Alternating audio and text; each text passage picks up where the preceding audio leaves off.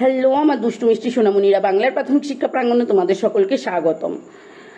আজ আমরা শিখব অন, ওভার, অ্যাভাব কোথায় বসে, কখন বসে।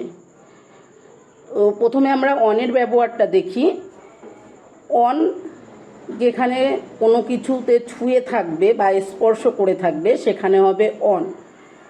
যেমন দেখো, the bird is sitting on the branch, তাহলে পাখিটা ডালের ওপর বসে আছে। তাহলে পাখিটা কোথায় বসে আছে? ডালের ওপর। দেখো ডালের সঙ্গে তার পায়ের টাচ রয়েছে বা স্পর্শ রয়েছে। তারপরে দেখো নাম্বার 2-এ রয়েছে the book is on the table, তাহলে বইটা রয়েছে কিসের ওপর? টেবিলের ওপর। তাহলে এখানে বইটা দেখো টেবিলকে স্পর্শ করে রয়েছে, তাই এখানে কিন্তু অন হবে। এরপর আমরা যাব ওভারের ব্যাপারে। ওভার কোথায় বসবে? কোনো কিছু ওপর দিয়ে চলে যাচ্ছে যা চলন্ত, সেক্ষেত্রে আমরা ওভার ব্যবহার করব। আবার সংযোগ, ধরো একটার সঙ্গে আর একটা কিছু সংযোগ রয়েছে, সেখানে আমরা ওভার ব্যবহার করব। তো প্রথম এখানে উদাহরণটা দেখো, the bird is flying over the river, পাখিটা নদীর উপর দিয়ে উড়ছে। তো পাখিটা কোথা থেকে উড়ছে? নদীর ওপর থেকে। নদীর সঙ্গে কি তার টাচ হচ্ছে, কোনো স্পর্শ হচ্ছে না। সেক্ষেত্রে আমরা ব্যবহার করলাম ওভার। এক্ষেত্রে তোমরা এরকম উদাহরণও দিতে পারো, the plane is over the city, প্লেনটা কোথা থেকে যাচ্ছে? শহরের ওপর থেকে যাচ্ছে। এবার আমরা দ্বিতীয় ক্ষেত্রে আসি।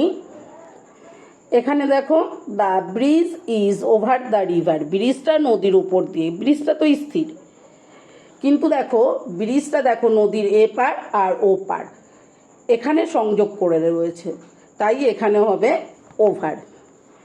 এরপরে রয়েছে অ্যাভাব। অ্যাভাব মানে স্থির থাকবে অথচ অনেক উপরে থাকবে, তখন আমরা অ্যাভাব ব্যবহার করব। যেমন দেখো এখানে রয়েছে নাম্বার 1-এ, ক্লাউডস আর অ্যাভাব দ্য বার্ডস, মেঘগুলো পাখিদের ওপরে আছে। তো এখানে দেখো পাখি চলছে, তার ওপরে কিন্তু মেঘটা স্থির রয়েছে। তো পাখিদের ওপরে মেঘটা যেহেতু রয়েছে, তাই এখানে অ্যাভাব হবে।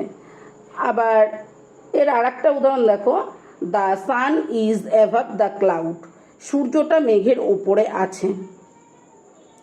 তাহলে সূর্য কিন্তু স্থির, সে রয়েছে মেঘের ওপরে, এক্ষেত্রেও কিন্তু অ্যাভাব বসবে, অনেকটা উঁচুতে যখন থাকবে।